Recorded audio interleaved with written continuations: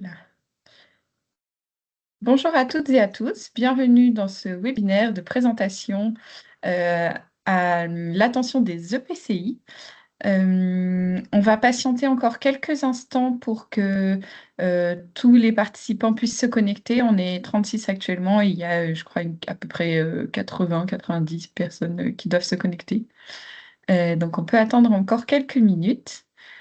Pour votre information, les micros et caméras sont coupés pour le moment, mais nous aurons un temps d'échange à la fin et vous pourrez ouvrir vos micros pour prendre la parole. Et vous pouvez également, bien entendu, poser vos questions au fil de l'eau pendant la présentation dans le chat de l'application.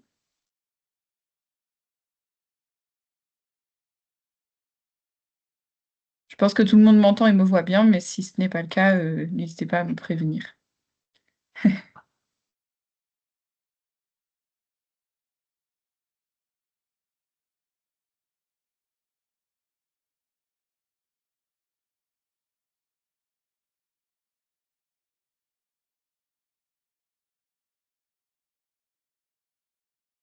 Et Camille, j'ai juste une autre question. La présentation, elle est en mode... elle n'est pas en mode plein écran, là, je crois. Non, non, non, là on voit les diapos sur le côté. Merci.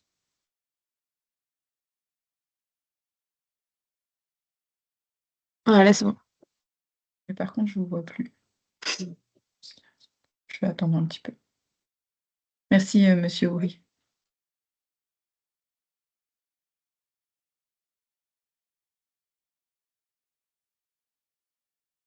Bienvenue à toutes et tous. On attend quelques minutes pour démarrer pour que tout le monde puisse se connecter.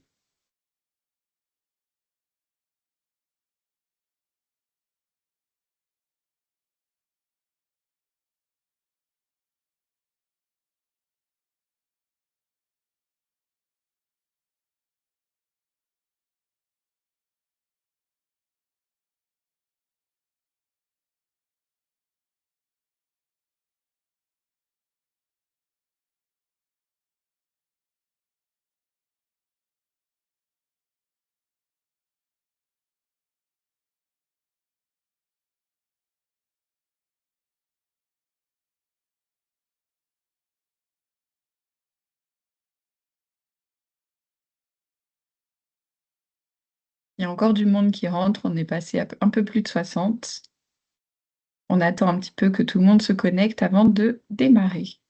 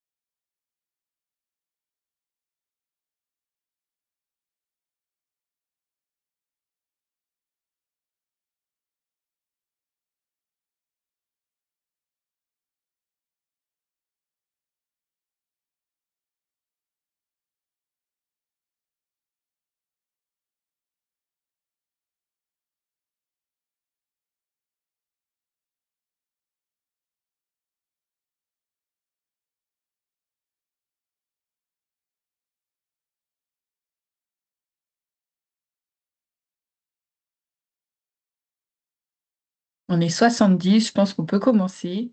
Les dernières personnes à arriver démarreront du coup un peu après l'introduction. Merci à tous d'être présents pour ce webinaire.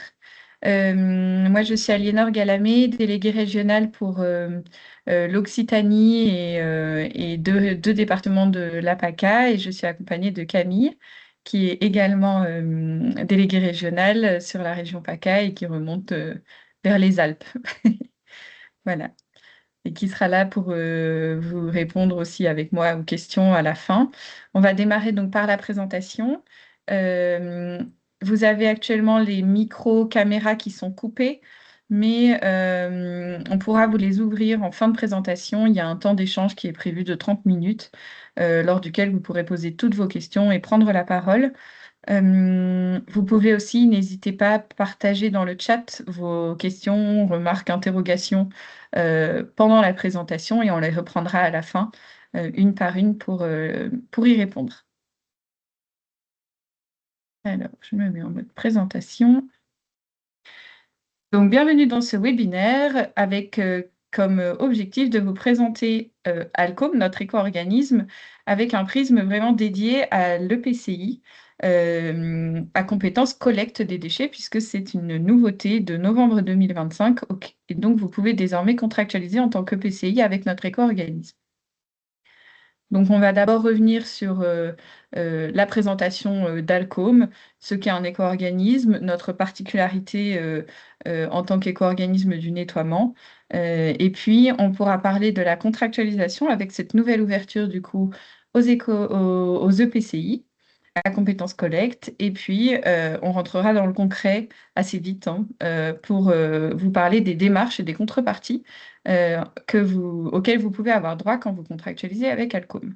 Et enfin, la partie questions-réponses lorsque la présentation sera terminée. Donc, Alcom est un éco-organisme du nettoiement. D'abord, qu'est-ce qu'un éco-organisme?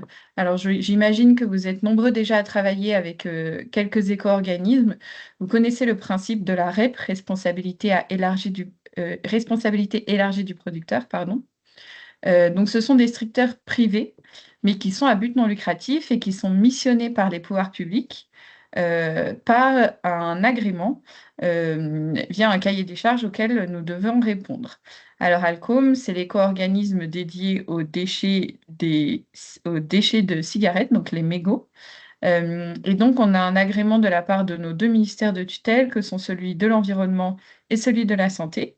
Et donc, nous avons un cahier des charges et des objectifs à remplir et donc des comptes à leur rendre.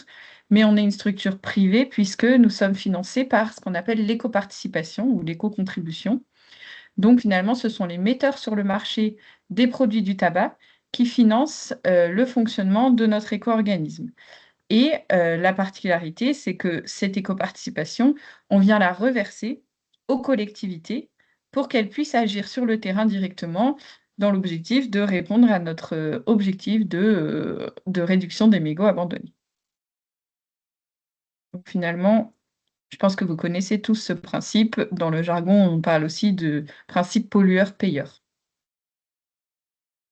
Les origines d'Alcom. Alors nous, on est une filière à responsabilité élargie des producteurs relativement récente puisque on est né de la loi AGEC, anti-gaspillage pour une économie circulaire, bien sûr avant d'une directive européenne transposée dans le Code de l'environnement via la loi AGEC, qui est une loi qui a voulu travailler notamment sur les plastiques à usage unique.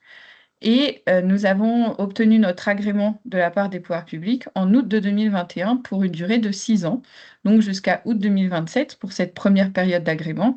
Et puis nous rejouons une nouvelle période d'agrément entre 5 et 6 ans, comme tous les éco-organismes, à compter d'août 2027. Voilà, pour un nouveau cahier des charges qui sera un petit peu mis à jour, mais toujours avec une même mission qui est la réduction du coup des mégots sur l'espace public en France. Donc nos enjeux, je viens de le dire, hein, la réduction de ces mégots qui sont jetés au sol, avec un objectif de moins 40% en 6 ans sur notre premier agrément. Et pour atteindre cet objectif-là, ben, ce qu'on vient faire, c'est notamment soutenir les communes, les collectivités, les groupements euh, dans vos actions de mise en place anti-mégots, donc mise en place de sensibilisation, mise en place de matériel, de solutions pour les fumeurs, etc., etc. La sensibilisation est bien sûr un énorme enjeu, puisque pour éviter que les mégots se retrouvent au sol, bien sûr, il faut équiper la commune en dispositifs de rue, en cendrier, en été noir, etc. Mais il faut aussi et surtout faire changer le comportement des fumeurs qui ont le mauvais geste, en leur apprenant que ben, jeter un mégot à terre, ça a un effet très nocif sur l'environnement, sur la planète, au-delà des enjeux de propreté de chaque collectivité. On précise ici que la collecte séparée des mégots n'est pas obligatoire dans le cadre du contrat ALCO, mais c'est là aussi que notre particularité d'éco-organisme du nettoiement. On n'est pas un éco-organisme de collecte et de traitement, on est vraiment sur un enjeu en amont de tout ça, sur éviter le déchet au sol. Bien sûr, si vous souhaitez faire une collecte séparée, vous pouvez la mettre en place et nous, on a une solution à vous proposer, mais ce n'est pas l'objectif final de la filière, comme sur d'autres filières qui sont vraiment des filières de collecte et de recyclage notamment. Notre équipe est composée de 4 pôles et d'une directrice générale qui est Marie-Noëlle Duval. Et puis donc d'un pôle technique et opérationnel dont les délégués régionaux font partie. Nous sommes vos interlocuteurs sur le terrain. Donc n'hésitez pas à vous rapprocher de vos délégués régionaux pour avancer sur la suite. On est vraiment au plus près de vous et des collectivités donc pour vous accompagner dans toutes vos démarches. Dans le pôle opération aussi, nous avons une personne qui est en charge de la relation avec les confédérations des buralistes pour mener des actions avec eux et puis également avec les associations, puisqu'on a des partenariats avec des associations, pareil, pour être sur le terrain et pouvoir agir. Ensuite, nous avons un pôle communication et sensibilisation qui a pour mission de créer des supports de faire en sorte que ces changements de comportement puissent avoir lieu. Donc des supports de com, de sensi, travailler aussi avec les associations. Vous avez donc tout un kit qui a été développé, même plusieurs kits qui sont développés pour que vous pouvez utiliser vous en tant que collectivité, que vous pouvez même personnaliser en ajoutant vos logos, etc. Un pôle administratif et financier qui a pour rôle, en tout cas avec vous, de contrôler déjà les bilans que vous nous ferez chaque année et donc qui vous verseront ensuite les soutiens financiers annuels dont on va parler un peu plus tard. Et enfin, un pôle informatique, c'est important puisque tout le lien que nous allons avoir ensemble se fait via un portail informatique. Et donc, il y a tout le pôle informatique qui est là pour gérer ce portail, y apporter toutes les améliorations nécessaires, corriger les bugs, etc. et qui l'a créé. Et vous verrez, il est très, très bien. Donc, on va sur la partie contractualisation. Encore une fois, si vous avez des questions, n'hésitez pas à les poser au fil de l'eau et on le reprendra. Vous pouvez les poser dans le chat et on les reprendra à la fin de la présentation. Sur la contractualisation, à l'origine, Alcom travaille avec les communes ou en tout cas collectivités qui avaient la compétence propreté, propreté de la voirie, de par la mission qui est d'éviter les mégots au sol. Et donc, le signataire du contrat, c'était la commune ou le PCI à compétence propreté. Depuis novembre 2025, on a pu ouvrir ce contrat à la compétence collecte. Et donc, c'est pour ça que vous êtes tous intéressés aujourd'hui et c'est pour ça qu'on s'adresse à vous, parce que c'est une nouveauté. Et donc, vous pouvez maintenant contractualiser en direct avec nous pour représenter les communes de votre territoire. Donc, comment ça se passe très concrètement? En fait, vous pouvez donc délibérer en tant que PCI pour signer le contrat ALCO. Et ensuite, les communes vont elles-mêmes délibérer pour vous donner l'autorisation de gestion du contrat Alcom pour leur compte. Donc, vous ne leur prenez pas leurs compétences, c'est juste qu'elles vous transmettent la gestion du contrat Alcom à votre niveau. Voilà, sachant que vous pouvez avoir soit toutes les communes de votre EPCI, si elles sont toutes intéressées par rejoindre de manière globale le contrat avec vous, soit vous pouvez prendre uniquement le rôle pour les communes qui souhaitent vous déléguer cette gestion du contrat. Il y a peut-être des communes dans vos collectivités qui sont déjà sous contrat en direct avec nous. Ce n'est pas obligé qu'elles rentrent avec vous. Et si elles veulent le faire, elles peuvent aussi vous rejoindre. Voilà, c'est comme vous le souhaitez. Et puis, il y a peut-être des communes qui souhaitent tout simplement pas travailler sur la problématique mégot. C'est bien dommage, mais on ne peut pas les forcer. Donc, voilà, si elles ne souhaitent pas délibérer, ça ne vous freinera pas pour entrer quand même en action sur le reste du territoire. Qu'est-ce que je peux vous dire d'important ici? Oui, vous pouvez aussi, alors j'ai parlé des communes qui peuvent rentrer, même si elles ont déjà un contrat avec Alcom en direct, qui peuvent rentrer via le PCI. Il faudra attendre quand même la fin de l'année pour que le contrat vienne à terme, que les actions qu'elles ont démarrées et les soutiens auxquels elles ont eu droit déjà en début d'année voilà, soient dépensés par elles. Mais au 1er janvier de 2027, elles pourront rejoindre le contrat PCI. Et donc, ce que vous pouvez faire aussi pour encadrer un peu cette gestion au nom des communes de votre territoire, vous pouvez proposer une convention de gestion de ce contrat avec voilà, des règles de fonctionnement. Est-ce que vous voulez reverser ou non une partie des soutiens aux communes pour qu'elles-mêmes fassent des actions de leur côté, etc., etc. Ça, c'est à voir entre vous. On vous laisse libre arbitre et libre choix de comment vous souhaitez vous organiser sur le territoire, mais sachez que c'est possible et qu'on a plusieurs communes, collectivités qui l'ont fait. Concrètement, ce qu'on va vous apporter, c'est un soutien financier chaque année qui correspond en fait au nombre d'habitants que vous avez sur le territoire, fois une somme en fonction de chaque commune, en fait, et en fonction de la typologie de chaque commune. C'est-à-dire que si vous avez une commune urbaine dense, ce sont les habitants de cette commune urbaine dense fois 2,08 € plus les communes urbaines fois 1,08 € par habitant, plus les communes rurales fois 0,05 par habitant, etc. Donc en fait, on additionne le soutien de chaque commune pour faire une somme totale pour le PCI. Avec une notion particulière qui est que pour les communes considérées comme touristiques selon les critères de l'INSEE, donc soit plus de 1,5 lits touristiques par habitant, soit plus de 50% de ces résidences secondaires ou 10 commerces pour 1000 habitants, ce sont des critères non cumulatifs. Si on a un de ces critères-là, on est considéré comme touristique, alors il y a un soutien qui est un peu plus important que si on était simplement rural ou urbain. Bien sûr, si on est commune urbaine dense, on garde le 2,008. Le versement de ce soutien annuel, c'est important de l'avoir en tête, il est versé en N+1 au titre de l'année N. C'est-à-dire que là, si vous contractualisez courant 2026, vous le toucherez début 2027, au moment où vous aurez réalisé le bilan des actions menées au cours de l'année 2026. Et chaque année, donc, c'est après le bilan que vous touchez le soutien au titre de l'année qui vient de s'écouler. Au-delà de ce soutien financier, vous avez la possibilité d'obtenir des dispositifs de rue. Là, le fonctionnement, c'est le même. On a un quota en nombre par habitant. Il faut additionner en fait chaque habitant de chaque commune pour avoir la somme totale des dispositifs qui vous sont proposés. Pour avoir ces chiffres-là personnalisés, bien sûr, n'hésitez pas à vous rapprocher de vos délégués régionaux qui pourront vous les donner. On se base sur les dernières données INSEE publiées, donc là, les INSEE 2026. Donc, pour les dispositifs de rue, il y en a de deux types. Il y a les cendriers de rue, qui sont vraiment des dispositifs spécifiques mégots, avec un quota de 1 par tranche de 1000 habitants. Et puis, il y a les dispositifs qu'on dit associés aux corbeilles, donc par exemple les éteignoirs, les grattoirs qu'on vient mettre sur les corbeilles de rue, ou les cendriers qui s'intègrent dans la corbeille de rue. Et ça, pour vous permettre de vraiment euh, bien équiper la commune et donc l'ensemble des corbeilles, il y a un quota qui est de 10 par tranche de 1000 habitants.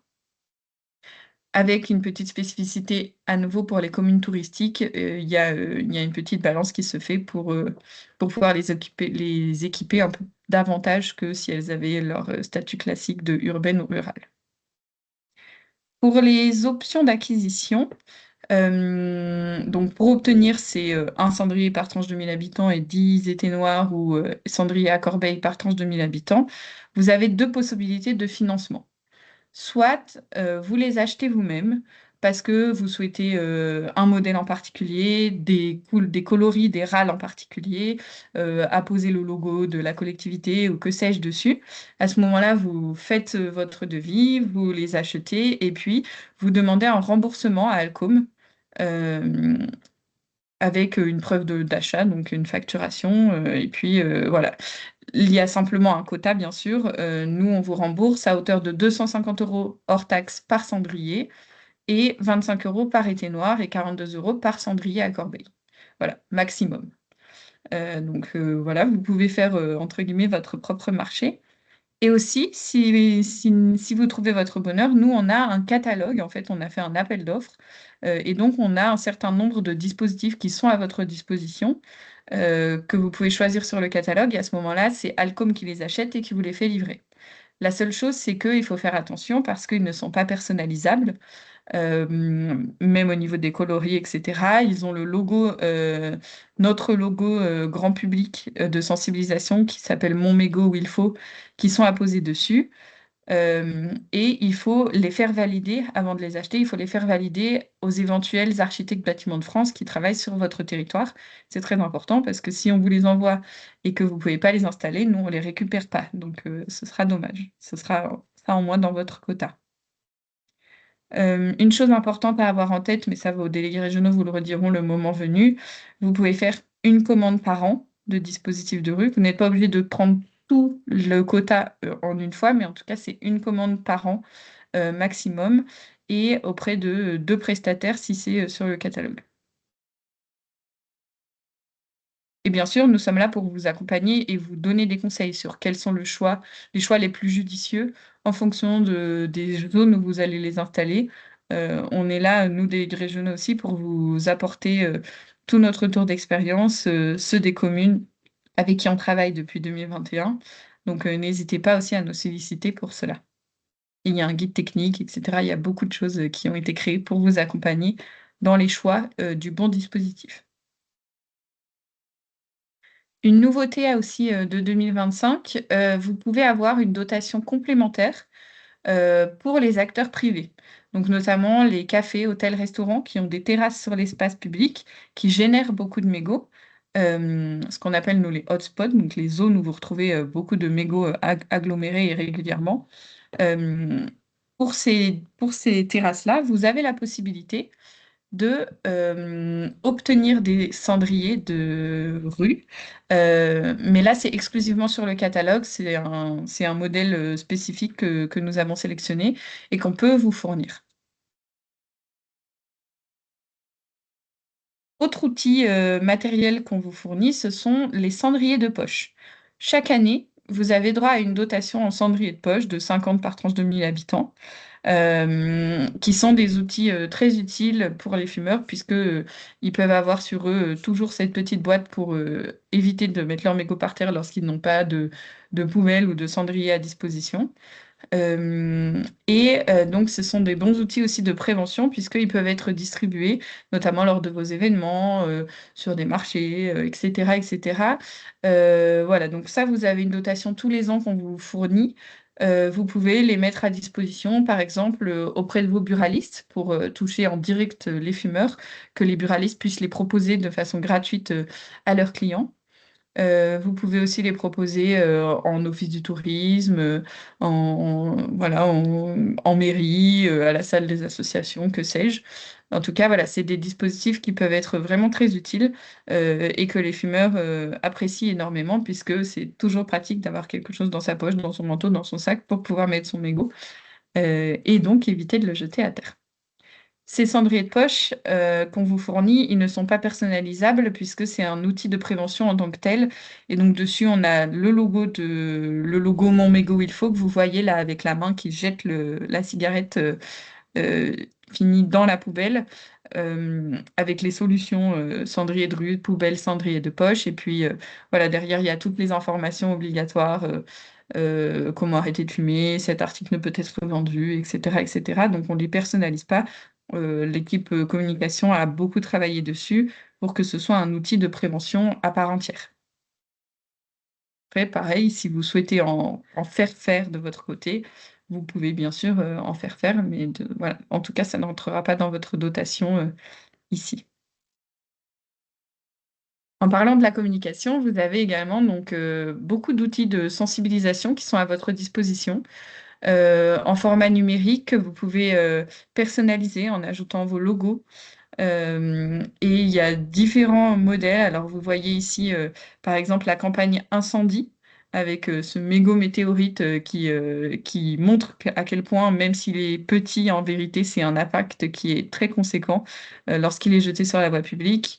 Et que voilà, le rappel de 9 feux sur 10 sont d'origine humaine, notamment à cause des mégots jetés sur la voie publique. Et puis, une campagne plus sur la pollution plastique. Donc, vous avez une campagne risque incendie, une campagne pollution. avec là l'insistance sur le fait que le mégot, c'est de la matière plastique, parce qu'il y a encore beaucoup de personnes, fumeurs ou non, qui ne savent pas qu'en fait, dans un mégot, c'est du plastique. Parfois, ils pensent que c'est du coton, du papier, etc. Et donc, c'est un gros enjeu parce que bah, c'est pour ça qu'on est né, nous, hein. Je vous disais tout à l'heure, la loi AGEC, Directive européenne anti-plastique à usage unique. Donc, voilà, ça, c'est très important.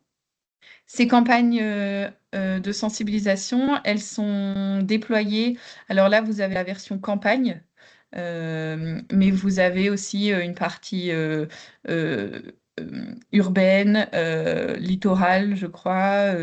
Enfin, ça s'adapte un peu à tous les environnements. Il y a vraiment des environnements différents pour chacune, avec toujours les mêmes messages, mais voilà, pour que ça puisse s'adapter au mieux à vos territoires aussi. Donc vous aurez l'occasion de les découvrir lorsque vous serez en contrat. Ils sont à télécharger sur le portail dont je vous parlais un peu plus tôt. Toujours sur la partie sensibilisation, je précise, donc il y a ce logo Mon mégot il faut. C'est important parce que c'est vraiment notre marque de sensibilisation grand public. Et je précise aussi que vous pouvez bien sûr faire vos propres outils de sensibilisation, vos propres campagnes d'affichage, etc., etc. Simplement, il faut bien avoir en tête que vous ne pouvez pas utiliser nos logos, que ce soit le logo Alcom ou le logo Mon mégot il faut, sur les outils que vous allez créer, tout simplement parce que nous, tous les outils qu'on crée et sur lesquels on appose nos logos doivent être validés par les pouvoirs publics, par nos ministères de tutelle et notamment celui de la santé, qui est très regardant de par la particularité du déchet sur lequel on travaille et avec la loi E20 qui interdit de promouvoir le fait de fumer, etc. Donc il y a beaucoup de règles à respecter quand c'est nous qui sommes les créateurs de ces campagnes. Donc, on ne peut pas mettre nos logos dessus parce que sinon, ça voudrait dire qu'il faut que la campagne que vous créez, si vous appliquez notre logo, il faut qu'on demande l'autorisation au pouvoir public pour pouvoir la diffuser. Donc, ce serait voilà, un bon casse-tête. Donc, merci de bien retenir ça, c'est très important. Dans la DocuText sur le portail, vous avez accès donc à tous les outils de sensibilisation, mais vous avez aussi de nombreux outils pour vous aider à mettre en place un plan d'action, des fiches méthodos, des retours d'expérience, des documents techniques. Il y a aussi les replays des nombreux webinaires qu'on organise, pas mal de présentations. Enfin, voilà, il y a vraiment, c'est riche d'informations sans qu'il y ait non plus trop d'informations pour vous perdre. C'est vraiment intéressant parce qu'il y a des cas types. euh, voilà, donc n'hésitez pas aussi à bien parcourir la DocuTech une fois que vous serez sous contrat pour créer votre petit plan d'action pour l'année qui suivra. Dans le contrat, vous avez la possibilité de faire collecter séparément les mégots que vous aurez obtenus grâce au maillage de votre territoire en dispositif de rue. Ce n'est pas une obligation, je le rappelle. Vous pouvez laisser les mégots en mélange avec les ordures ménagères que vous ramassez, avec les corbeilles de rue, etc. Mais si vous le souhaitez, vous pouvez passer par nos services gratuitement pour qu'on vienne collecter et emmener en traitement les mégots. Par contre, il y a des critères d'éligibilité. Il faut un minimum de 100 kilos par an de mégots qu'on puisse venir chercher, ce qui représente environ 1 mètre cube de mégots. Et pour les obtenir, il faut environ 50 000 habitants. Donc voilà, ça c'est important aussi de l'avoir en tête. Et puis il y a voilà, un respect de qualité demandé. Il ne faut pas qu'il y ait de l'eau, il ne faut pas qu'il y ait trop d'impuretés, donc il ne faut pas qu'il y ait beaucoup d'autres déchets en plus des mégots. Il faut que ce soit quasiment exclusivement des mégots, etc., etc. Et donc le prestataire qui va venir collecter et traiter les mégots, c'est Alcom qui les détermine. On a en fait passé un appel d'offres et il y a un prestataire qui est dédié pour chaque département. Donc, c'est pas vous qui avez la main sur qui va traiter, c'est nous qui le faisons si vous passez par nos services. Après, si vous souhaitez mettre en place, vous, votre propre collecte avec vos propres prestataires, etc., vous pouvez bien sûr le faire. Ce n'est pas un problème. Et vous, voilà, donc j'espère que j'ai été claire et exhaustive. On passe aux démarches et aux contreparties pour bénéficier de tout ce que je viens de vous présenter. Donc la première étape, Comme je vous disais, on a un portail qui est dédié vraiment à toutes les démarches, le bilan, etc.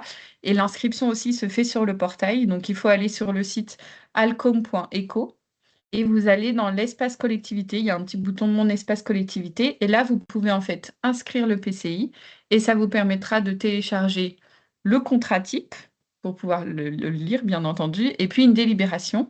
Il y a un modèle de délibération, un exemple que vous pouvez reprendre du coup pour le passé. Il y a aussi un modèle de délibération pour les communes de l'EPCI qui veulent déléguer la gestion du contrat Alcom à l'EPCI. Donc ça, vous pourrez leur transmettre ce document-là également au moment venu. Une fois que les délibérations sont passées, donc il y a la délibération de l'EPCI qui autorise la signature du contrat type, puis il y a les communes qui délibèrent pour transférer cette délégation de gestion de contrat. Une fois que vous avez obtenu tout ça, vous téléversez les documents sur le portail, signés, et vous téléversez aussi le contrat signé par le président de l'EPCI ou une personne qui a eu une délégation de signature. Une fois que vous avez fait ça, vous êtes officiellement sous contrat. Puis, vous avez un délai de 6 mois pour pour remplir l'état des lieux. L'état des lieux, c'est en fait, ça se présente sous une forme de questionnaire dans le portail avec plusieurs onglets. Un onglet sur l'organisation de la salubrité publique, un onglet avec des questions voilà, assez simples auxquelles il faut répondre, un état des lieux des hotspots. Donc là, vous allez en fait avoir une cartographie de votre territoire qui s'affiche et vous allez sur le territoire indiquer quels sont les hotspots, donc les zones où vous avez constaté une problématique mégot et où vous souhaitez notamment agir, par exemple en installant des cendriers de rue, en faisant de la communication de proximité, etc., etc. Ça, c'est important parce que ça permettra, notamment si vous souhaitez installer des cendriers de rue, de déterminer où est-ce qu'il faut les installer et quels sont justement les dispositifs qui vont le mieux s'adapter en fonction de chaque zone. Vous pourrez aussi placer sur la carte, vous devrez même placer les dispositifs spécifiques mégots qui sont déjà présents sur le territoire. Si vous avez déjà des cendriers, si vous avez déjà des éteignoirs ou des cendriers dans les corbeilles, il faudra les placer aussi. Vous pourrez les importer, hein, bien sûr, il y a un SIG qui est possible d'intégrer. Et enfin, il faudra indiquer, ça c'est une nouveauté suite à la loi du 1er juillet de 2025, il faudra indiquer les espaces sans tabac, les espaces où il est interdit de fumer. Donc les parcs, les plages, les arrêts de bus, les entrées d'école, les entrées de stade, etc.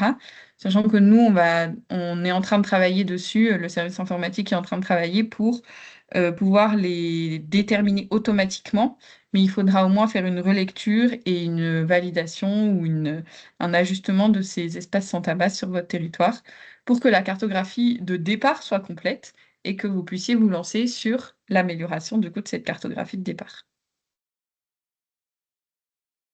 Une fois que tout ça est fait, eh ben, on se lance dans le concret. Et donc, la première étape, ce sera de rédiger un programme de lutte contre l'abandon des mégots. Donc, en fait, votre plan d'action pour les mois à venir, voire pour les années à venir, si vous le faites sur plusieurs années, mais en général, c'est plutôt sur l'année à venir au démarrage. Et ensuite, vous allez communiquer sur votre contractualisation avec Elcom. Donc ça, c'est le fait de dire, voilà, le territoire X s'est engagé dans la réduction des mégots en signant un contrat avec Elcom au nom de toutes les communes du territoire ou de X communes. Ça peut être un article de presse sur la presse locale, ça peut être sur le site de l'EPCI, sur vos réseaux sociaux, etc., etc. On peut imaginer plein de choses, mais en tout cas, on vous demande contractuellement de indiquer cette contractualisation nouvelle. Ensuite, on vous demande bien sûr de mettre en place des actions de sensibilisation. Donc, ça peut être la distribution des cendriers de poche qu'on va vous envoyer, de l'affichage, des posts sur les réseaux sociaux, de la presse, des journées de ramassage de déchets, des stands de sensi sur les événements que vous allez recevoir sur le territoire, etc., etc. Il y a plein de choses à imaginer et plein de choses qu'on vous suggère. Mais il faut en faire au minimum une, mais pour un EPCI, une, ça paraît pas suffisant, bien entendu, dans l'année. Ensuite, on vous demande, et ça c'est pour les communes de plus de 5000 habitants de votre territoire, on demande à ce qu'elles prennent des arrêtés municipaux. Il y en a deux. Alors, il y en a un qui est assez simple, qui est un arrêté propreté sur l'interdiction de jeter le mégot au sol. Et puis, il y en a un autre qui s'adresse plus spécifiquement aux AOT. On en a un peu parlé. Les terrasses de cafés, bars, restaurants qui sont sur l'espace public sont des grandes génératrices de mégots. Et donc, on demande aux mairies, par arrêté municipal, de les responsabiliser en leur demandant de bien ramasser les mégots jetés sur l'espace public qu'ils ont le droit d'occuper via AOT. Et donc voilà, ça c'est très important. Ça s'adresse uniquement aux communes de plus de 5 000 habitants et c'est soumis à pénalité à hauteur de 10% du soutien financier de la commune si jamais elle ne les prend pas. Donc c'est très important de bien l'avoir en tête et de les solliciter pour qu'elles les prennent le plus vite possible. Et puis enfin, il y a un bilan communal qui est à remplir, dans lequel vous allez reporter finalement tout ce dont on vient de parler, donc les arrêtés municipaux, les actions que vous avez menées, la communication de la contractualisation avec Alcom, etc. Et éventuellement vos pistes pour l'année à venir sur la suite. Ce bilan, une fois qu'il est rempli, notre service contrôle le relie. C'est pas votre délégué régional qui le relie, c'est le service contrôle et financier. Il le valide et puis une fois que c'est validé, vous touchez les soutiens financiers de l'année qui vient de s'écouler. Voilà, j'espère que j'ai été claire et exhaustive. Je vous montre sur la carte quels sont vos interlocuteurs au niveau régional. Donc, en fonction des couleurs de fond de nos photos, en fait, on est répartis sur le territoire français. On travaille aussi, bien sûr, en Outre-mer. S'il y a des ultramarins qui sont avec nous, on les salue. Alors, du coup, il y a pas mal de questions, Aliénor. Ok, Je les ai regroupées et classées par catégorie, comme ça, ce sera plus facile de reprendre les questions du chat. Donc, ce que je propose, c'est qu'on commence par ces questions-là et ensuite on passe aux questions en levant la main directement, si ça ok. vous va. Merci Donc, Camille. pas de rien.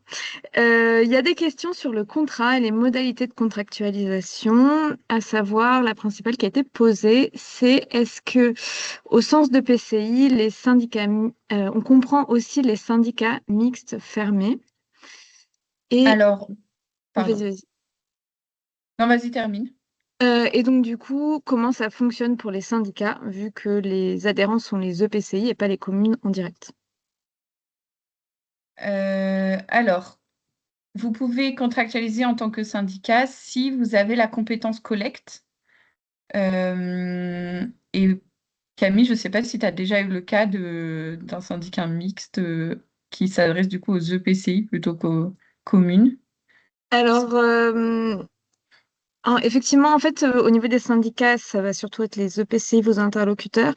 Et si le PCI a eu le transfert de la compétence collecte, il peut contractualiser, mais seulement dans ce cas-là. Donc après, si vous avez la collecte, ça fonctionne et il faut faire le lien sûrement avec les EPCI pour avoir les contacts des communes derrière. Oui.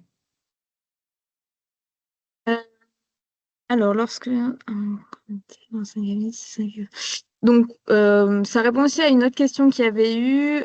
Quand la compétence collecte est transférée à un syndicat, c'est le syndicat qui contractualise avec l'éco-organisme. Donc oui, c'est bien ça. Et il faut quand même une délibération des communes pour confier la gestion du contrat au syndicat. Oui, tout à fait. Il y a une question, il y a eu beaucoup de demandes dessus. Pourquoi le contrat a été ouvert aux EPCI ayant la compétence collecte, sachant que l'implantation devra inévitablement être faite par la commune et de fait créer indirectement un service propreté pour vider ses cendriers de rue, sauf si reversement de la dotation à la commune. Quel est l'intérêt, du coup, d'avoir ouvert le contrat aux EPCI? Ok, c'est une très bonne question effectivement et je suis désolée de ne pas l'avoir mentionné. En fait, l'objectif de travailler au niveau de l'EPCI sur cette problématique mégot, c'est d'avoir aussi une cohérence de territoire dans l'implantation du mobilier, dans la sensibilisation, dans toutes les actions qui sont menées, comme pour toutes vos campagnes anti-déchets, je pense, et réduction des déchets, en fait, l'objectif de travailler sur le territoire, c'est que comme une personne qui vit sur le territoire habite dans une commune, va travailler dans une commune voisine, va faire ses courses dans une autre commune voisine, etc., le fait d'avoir une cohérence dans tous les dispositifs qui sont proposés et dans les messages qui sont envoyés, c'est beaucoup plus intéressant. Et puis aussi, ça permet aux communes rurales qui n'ont pas forcément le temps, les moyens humains, etc., de travailler sur la problématique mégot, de quand même pouvoir en bénéficier des soutiens et des actions via le territoire, via le PCI. Donc, il y a une autre question au niveau de l'avantage financier à contractualiser au niveau de l'EPCI. Enfin, s'il y a des avantages à contractualiser au niveau de l'EPCI. Donc, c'est ce que vient de dire Aliénor. Il n'y a pas d'avantage financier en plus. Ça va être le cumul des soutiens des communes qui ont contractualisé avec le PCI. Mais par contre, l'avantage aussi, c'est que du coup, vu que le contrat est centralisé, les actions peuvent être aussi centralisées sur le territoire, comme disait Aliénor. Ça permet d'avoir une démarche un peu plus globale et de simplifier la gestion, notamment pour les petites communes qui peuvent avoir des difficultés à avoir le contrat en propre. Euh, Ah oui, bon, il y avait la Exactement. question, mais tu y as répondu tout à l'heure. Est-ce que ce contrat, donc EPCI, remplace le contrat de communes qui sont éventuellement déjà signataires? Donc là-dessus, je te laisse peut-être revenir. En fait, pas obligatoirement. Si la commune qui a déjà un contrat en direct avec nous souhaite garder son contrat en direct, vous pouvez contractualiser avec la gestion pour les autres communes et puis laisser celle-ci avoir son contrat en direct. Mais elle peut aussi, cette commune qui est déjà en contrat avec nous, décider de rejoindre le groupement et donc de confier finalement la gestion de son contrat à l'EPCI et donc de arrêter le contrat qu'elle a en direct avec nous pour vous le confier. Mais il faudra attendre une nouvelle année pour que ça puisse se faire, au 1er janvier de 2027 du coup. Euh, il faut donc au démarrage du contrat avec le PCI, il y a une question si il faut avoir toutes les délibérations des communes pour que le PCI puisse contractualiser. Donc non, vous pouvez partir que avec les communes qui sont intéressées dans un premier temps, puis les rajouter l'année suivante quand vous avez les délibérations. Par contre, on ne peut pas rajouter de communes au contrat sans qu'il y ait la délibération en parallèle. Il y a une question sur les conventions tripartites qui pourraient être mises en place. Donc, c'est ce que tu as parlé entre communes, EPCI, syndicats. Euh, on n'a pas de cas comme ça, de convention tripartite. Il y a des Mm. conventions entre Non, l'EPCI et les communes. non, mais en fait, on n'a pas encore de syndicat, je crois, sous contrat. Je crois pas, non. Mais pourquoi Euh, pas, hein, vous pouvez tout à fait imaginer ça. Il y a aucun, je vois pas en quoi ça pourrait bloquer, hein. Après, ce sera voilà, à vous de voir les conditions que vous voulez mettre dans la convention. De notre côté, il n'y a pas de contrainte dessus. C'est Oui. plus en cas de reversement du soutien financier vers les communes. Donc, ça peut être intéressant d'avoir ce conventionnement. Il y a une question sur les communes qui délibèrent. Comment ça se passe dans le temps? S'il faut d'abord que le PCI délibère et ensuite les communes. Alors, il me semble qu'il n'y a pas d'ordre spécifique. Vous pouvez le faire comme vous voulez à partir du moment où, lorsque vous envoyez tous les contrats sur le portail, il y a la totalité des documents demandés. Peu importe que ce soit le PCI qui a délibéré en premier sur la signature du contrat ou que ce soit les communes d'abord qui ont délégué la gestion du contrat, il y a pas de formalité sur les dates. Euh, voilà, donc ça c'était pour les questions sur le contrat. Au niveau des contreparties, donc il y a une question sur le rendu est-il aussi individualisé ou le seuil est-il celui de la population globale de l'EPCI? Donc en gros, est-ce qu'on demande autant pour les communes, les petites communes que les plus grandes dans les rendus, dans les attendus? Euh, c'est Alors, quoi en comme fait, examen? pour toutes les communes de moins de 5 000 habitants, le contrat est facilité. Et donc, pour les EPCI, C'est la même chose, notamment par exemple sur les arrêtés municipaux. On ne les demande pas pour toutes les communes, on les demande exclusivement pour celles de plus de 5000 habitants. Qu'est-ce qu'il y a d'autre qui est simplifié? Il y a les actions, vous pouvez en faire pour tout le territoire ou commune par commune. Mais si vous en faites pour tout le territoire, ça fonctionne par exemple. Mhm. Il y a aussi une question au niveau de la cartographie. Est-ce que chaque petite commune devra avoir son hotspot ou la gestion peut se faire à l'échelle de l'ensemble des communes signataires afin d'ordonnancer les actions? Ça, tu as la réponse, Camille. Je pense Alors, savoir, mais je préfère pas du dire de coup, bêtises. oui, on demande quand même à ce que la cartographie soit faite sur la globalité du territoire et donc sur toutes les communes pour lesquelles vous contractualisez. Après, qu'il y ait des hotspots sur la commune, enfin, il n'y a pas de règle au niveau des hotspots sur les communes et les actions peuvent être faites au niveau global. Donc, c'est pas forcément lié à un hotspot communal. Ça peut être aussi des actions de sensibilisation, de communication qui sont sur l'ensemble du territoire. Par contre, sur la cartographie, oui, on demande quand même à ce que le travail de cartographie des hotspots soit fait sur l'ensemble des communes. Oui. Donc, même si une commune rurale est sous contrat, elle doit avoir au moins un hotspot, par exemple sur la place principale, la place du marché, ou que sais-je. Voilà. En général, il y a quand même, là où il y a le bar tabac, par exemple, il y a quand même souvent des lieux d'agglomération de mégots dans chaque village, au moins un. Donc, il faudra quand même le justifier. Après, vous n'êtes pas obligé de utiliser, par exemple, si vous avez une commune de 3000 habitants, mais qui identifie uniquement un hotspot, alors qu'elle a droit à 3 cendriers de rue, comme c'est un contrat global, vous pouvez lui donner exclusivement un cendrier de rue et placer les deux autres ailleurs sur le territoire. Euh, oui, tout à fait. Ensuite, au niveau du soutien financier, il y a une question sur les données INSEE. Sur quelles données INSEE on se base pour calculer les soutiens financiers? Sur la population communale. Et donc du coup, population communale, et on met à jour les données annuellement. Donc c'est pas l'année de signature qui est référence, c'est tous les ans on met à jour les données. Oui. C'est pour ça qu'on parle en Euh, euros par habitant et pas sur une somme totale, puisque ça peut évoluer de quelques euros chaque année en fonction du nombre d'habitants qui évolue également. et donc c'est bien le cumul du soutien financier de vos communes individuelles qui est pris en compte pour le PCI et qui est versé que à l'EPCI en une fois, sous réserve que le bilan ait bien été rempli. Il y a une question sur la définition du commerce, donc pour les communes touristiques. Qu'est-ce qu'on entend par commerce dans les... Oui. Alors là, je vous invite à vous rapprocher plutôt de vos délégués régionaux si vous pensez à une commune en particulier, parce que tout est automatisé dans les bases que nous avons via ces données INSEE. Effectivement, c'est pas tous les commerces, mais une grande majorité quand même. Donc là-dessus, si vous souhaitez avoir la liste des spécificités pour chacune de vos communes, par exemple mes communes urbaines, mes communes rurales, mes communes touristiques, n'hésitez pas à vous rapprocher de votre délégué régional, il pourra vous l'envoyer. Je vois dans le chat qu'il y a aussi au niveau de la population, oui, c'est bien la population municipale hein, qui est prise en compte, avec les données INSEE.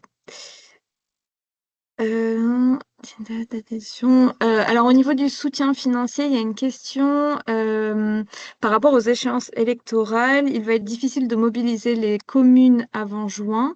Est-ce qu'il y a une date limite d'adhésion à la REP pour bénéficier de l'intégralité de l'accompagnement financier de l'année 2026? C'est une très bonne question. En fait, vous pouvez contractualiser à tout moment dans l'année, mais le soutien financier, il se calcule au prorata en fonction du nombre de jours pendant lesquels vous aurez été en contrat. Donc, si vous contractualisez au 1er juin, par exemple, vous aurez l'équivalent de 6 mois de soutien financier au lieu de 12 mois. Euh, Donc, au plus tôt, au mieux. Je vois une question qui vient d'apparaître dans le chat. Oui, le soutien financier vient bien en addition des dotations de cendrier. Euh, Oui. en Et complément. voilà. Et donc la question était le soutien financier annuel. Alors la dotation de cendrier n'est pas annuelle, par contre. Elle est calquée sur l'agrément d'Alcom. Donc vous avez un quota de dispositifs de rue qui est alloué sur l'ensemble de vos communes pour lesquelles vous adhérez. Et donc en fait, ce quota, il est valable jusqu'à la fin de l'agrément d'Alcom. Oui, vous pouvez utiliser les cendriers pour pardon, utiliser votre quota pour remplacer du matériel déjà existant. Par contre, ça sera toujours dans la limite du quota global de votre EPCI. Et l'avantage en contractualisant au niveau d'un EPCI, c'est que vous avez un quota qui est global et c'est vous qui le dispatchez entre vos communes. Donc ça va être le cumul de leur quota à elles, mais c'est vous qui définissez comment vous le répartissez sur le territoire. Il y a cet avantage-là à contractualiser au niveau de l'EPCI. Il y avait une question sur les dispositifs associés aux abris-bacs qui remplacent les corbeilles de rue. Est-ce que ceux-là sont éligibles? Oui, il me semble, hein. À partir du moment où c'est un dispositif spécifique mégot ajouté sur du mobilier de rue, ça peut être pris en charge. Toujours dans la limite de votre quota, par Oui. contre. Euh, Question sur le catalogue. Pourrions-nous disposer du catalogue des dispositifs et des kits de sensibilisation avant la contractualisation? Les communes en sont demandeuses pour pouvoir s'engager. Alors non, on ne fournit pas le catalogue avant la contractualisation. Il est exclusivement disponible sur le portail dans la partie demande de dispositif. Donc c'est pas possible de l'avoir avant. Est-ce que l'installation des dispositifs, donc si on passe par le catalogue, sont à la charge de la collectivité? Oui, si vous passez par le catalogue, Alcom les achète et vous les envoie, mais charge à vous à vous organiser entre vous. Est-ce que c'est la commune ou la collectivité qui le fera? Mais pour l'installation, la gestion, le vidage, etc., c'est vous qui en devenez responsable ensuite. Il y a une question aussi sur le quota. Dans le cas d'un grand nombre de communes ayant moins de 1000 habitants, est-ce qu'il est possible d'avoir un cendrier par commune? Oui, vous avez en fait, c'est 1 pour 1000, mais en fait arrondi au supérieur. Donc pour les communes de moins de 1000 habitants, elles ont au moins un cendrier de rue. Euh, Là, c'est une question en lien avec les CHR. Enfin, est-ce que les bars tabac presse sont concernés? Si elles ont un espace, si elles ont du coup une autorisation d'occupation du domaine public via une terrasse et que donc elles génèrent des mégots sur l'espace public, oui, ils peuvent tout à fait être concernés. Euh, Ensuite, au niveau de la sensibilisation, est-ce que les messages de sensibilisation au jet de mégots peuvent-ils s'accompagner de messages de sensibilisation aux enjeux de santé? Alors vous, si vous créez vos propres outils de sensibilisation, pourquoi pas? Après, parfois, mélanger les messages, ça peut être un peu contradictoire et confusant. Mais nous, on le fait pas parce que c'est le rôle de la DGS, de la Direction générale de la santé, et non pas d'Alcom de sensibiliser sur les enjeux de santé liés au tabagisme. Nous, on est vraiment sur l'axe pollution et risque incendie. Donc nous, on le fait pas, mais bah, après, si vous voulez le faire, c'est pas forcément conseillé, mais on pourrait tout imaginer. Si vous n'apposez pas nos logos dessus, en tout cas. Bon, alors j'arrive au bout des questions du chat. Il y en a juste deux qui viennent d'arriver aussi. Bon, j'y réponds directement. Donc, du coup, le soutien financier, oui, le soutien financier, il est versé en une fois à l'EPCI. Et ensuite, l'EPCI a le choix de reverser ou non aux communes. Mais nous, on versera qu'en une fois à l'EPCI. Oui. Et oui, vous aurez le PowerPoint à l'issue de la présentation. Si vous voulez, maintenant, on peut peut-être passer aux questions directes des Oui. personnes présentes. Donc, j'ouvre le micro de Thibault Limon. Là, vous pouvez activer votre micro si vous voulez.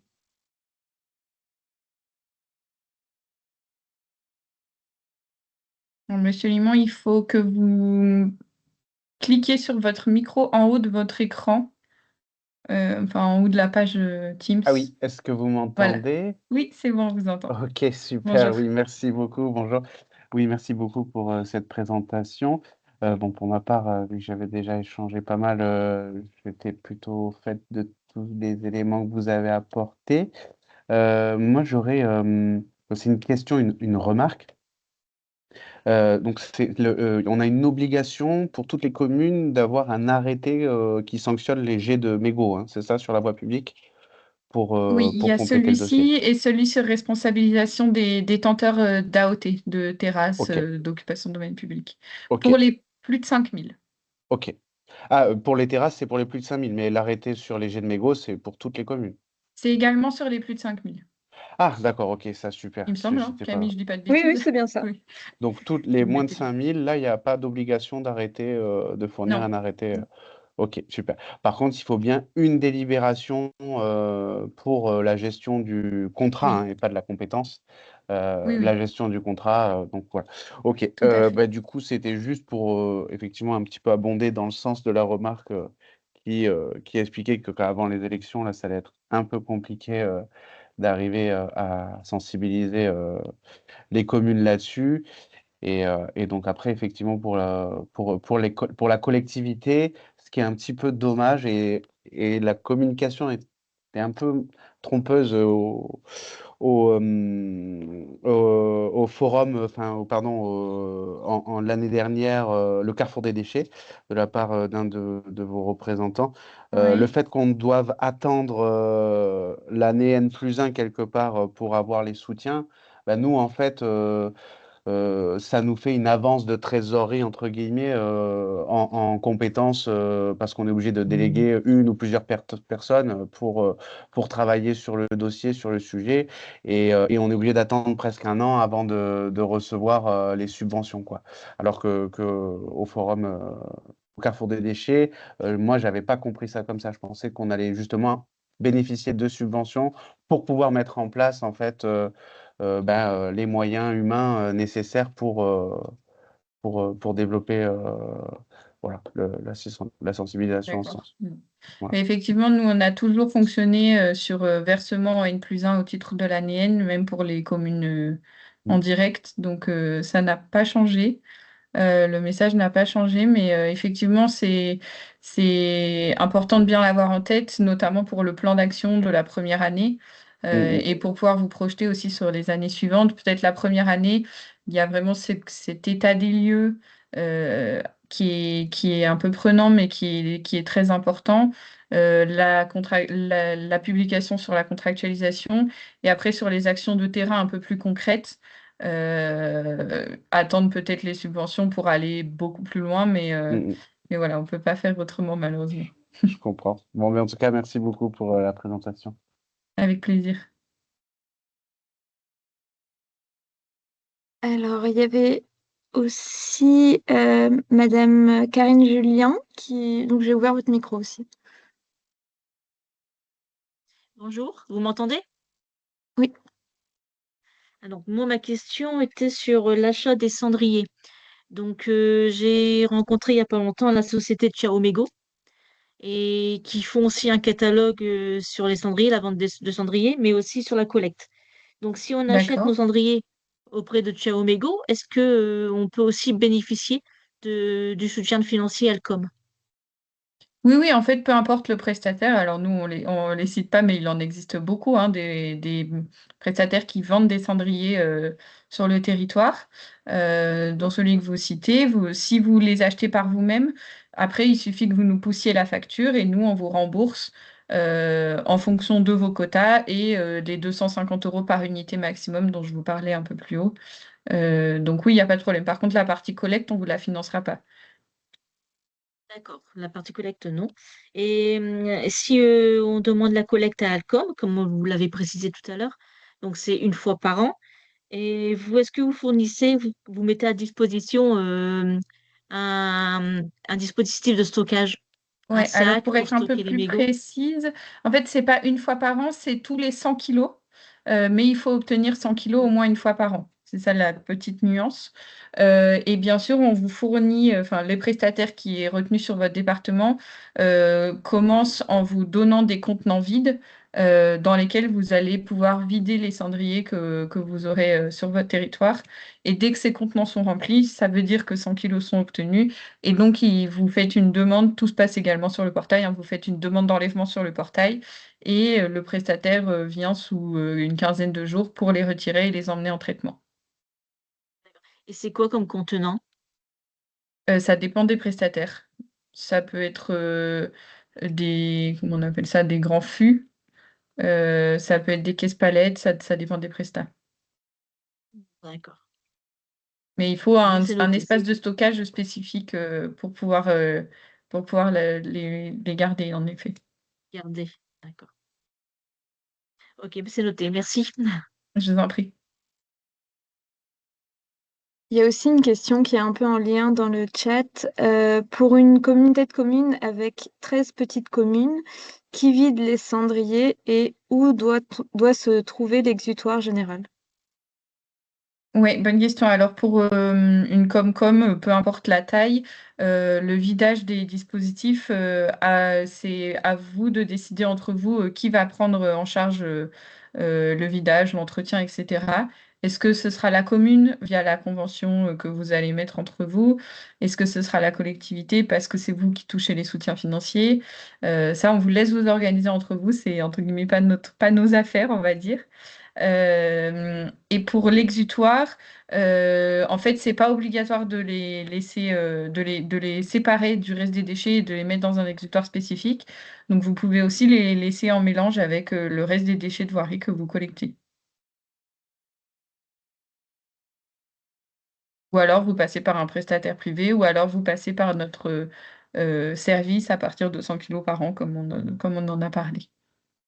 Là, pareil, pour ce genre de détails, n'hésitez pas à vous rapprocher de vos délégués régionaux qui pourront vous donner plus de conseils aussi en fonction de la taille de vos collectivités. Pour 13 petites communes, vous atteindrez, je pense, difficilement les 100 kilos. Donc là, ce sera à voir entre quelle serait la meilleure solution. Est-ce que c'est vraiment intéressant en fonction des quantités que vous pourrez collecter de faire de la collecte séparative ou non? Ça, c'est très spécifique à vos territoires à chacun.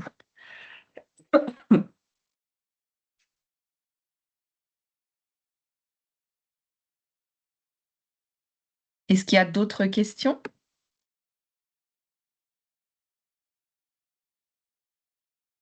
Je vois qu'il y avait. Bon, en tout cas, vous étiez très nombreux. Je vois mon ami Sylvain Loriot, notamment. Combien d'habitants pour collecter 100 kilos? Oui, 100 kilos, ça représente 1 mètre cube à peu près de mégots. Et ça veut dire à peu près, c'est 450 000 mégots, je crois, environ. 350 ou 450 000. Donc c'est un certain nombre quand même. Et il faut à peu près 50 000 habitants pour les atteindre chaque année.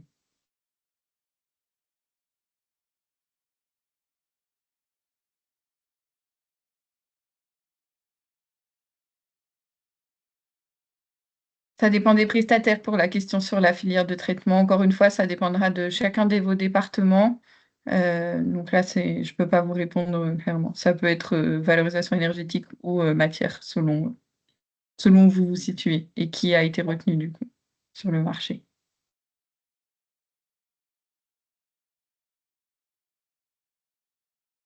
Merci, Monsieur Perru.